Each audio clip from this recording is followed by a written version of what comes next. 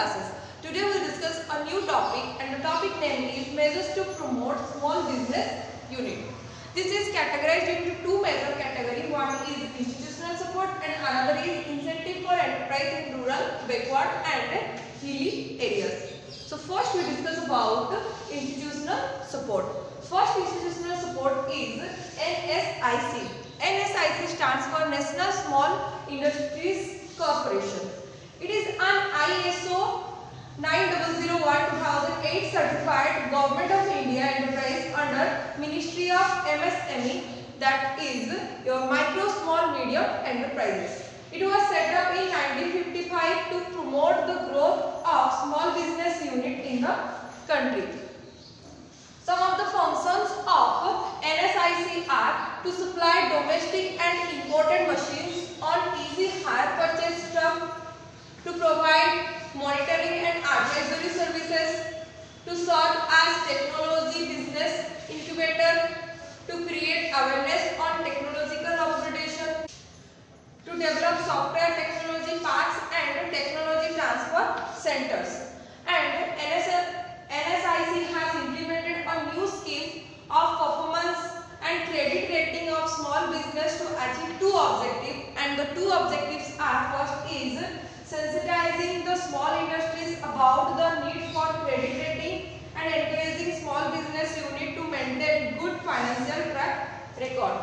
NSIC has been accorded a mini Ratna status by Government of India, a status awarded under a benchmark of performance. It also provided the marketing assistance scheme that is related to providing the marketing support to MSME. So first is organizing international technology exhibitions in foreign countries by NSIC and participation in international exhibitions and trade fairs. Second is organizing domestic exhibitions and participation in exhibitions, trade fairs in India. Support for co-sponsoring of exhibitions organized by other organizations, industries, associations and agencies. Next is buyer-seller meets. Bulk and departmental buyers such as railway, defense, communication department, large companies are invited to participate in buyer-seller meet to bring closer to the MSME for enhancing the market competitiveness. The next is intensive campaignings and marketing promotion events. It is related to the awareness of the product of the MSME. Other support, that is development of display center, development of website, development and dissemination of advertising and publicity material about various program schemes for MSME sectors and event, documentation of the success stories of MSME, and also hosting international delegation and networking events. So this is all about NSIC, that is your National Small Industries Corporation. Next institutional support is DIC. DIC stands for District Industries Centers. DIC program was launched in 1st May 1978 at the district level to promote the service and support facilities to the entrepreneur for setting up small and village industries. Here DIC more focus on the entrepreneur, that is your rural entrepreneur. DIC provide guidance about the various assistance schemes of the government, preparation of feasibility report, arranging for credit, machinery and equipment, etc. DIC is emerging at a focal point for the economic and industrial growth at district level. Some of other institutional supports are NABARD. NABARD stands for National Bank for Agriculture and Rural Development. It was set up in 1982 to promote integrated rural development. And the next is RSBDC, that is your Rural Small Business Development Center. It was set up by the World Association for Small and Medium Enterprise, that is WASME, and sponsored by NABARD. The main aim of this is to provide the management and technical support to current and prospective micro small entrepreneurs in rural areas. And the last is SIDBI. SIDBI stands for Small Industries Development Bank of India. It was established in 1990 as an apex bank for promotion, financing and development of industry in the small scale sector. So this is all about DIC, NABARD, RSBDC and SIDBI. Next is NCEUS. NCEUS stands for the National Commission for Enterprise in the Unorganized Sector.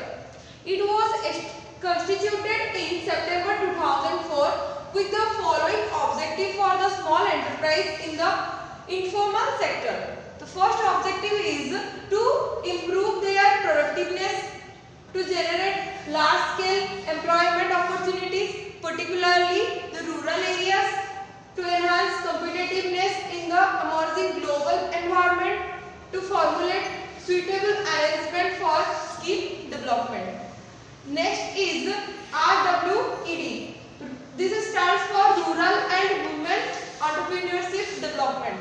The main aim is to promote favorable business environment and to build institutional and human capabilities for promotion of entrepreneurship among rural people and women.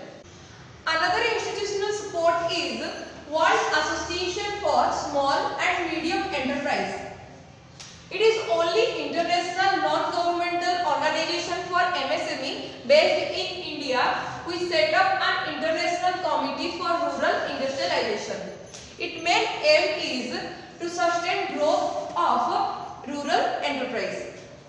It also provided various schemes such as Integrated Rural Development Program, Prime Minister Rozgar Yojana, Training for Rural Youth for Self-Employment, Jawar Rozgar Yojana, Development of Women and Children in Rural Areas.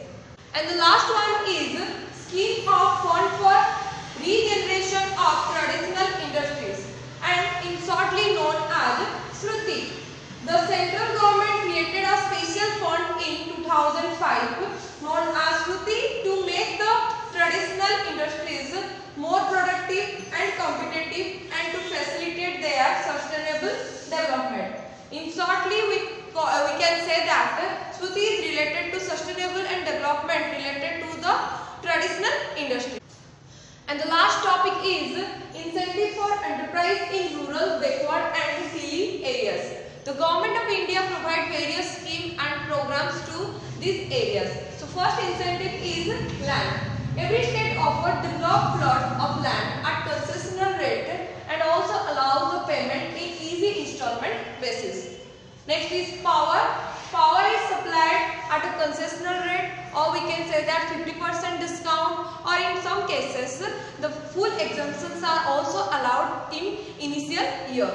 The next is water. No profit or no loss basis or a discount of 50% is, or in some case water charges are even exempted for 5 years. Next is tax holiday. Industries established in backward, hilly and tribal areas are given tax exemption for the period of 5 to 10 years. Next is octroi. Several states have abolished octroi. Raw materials.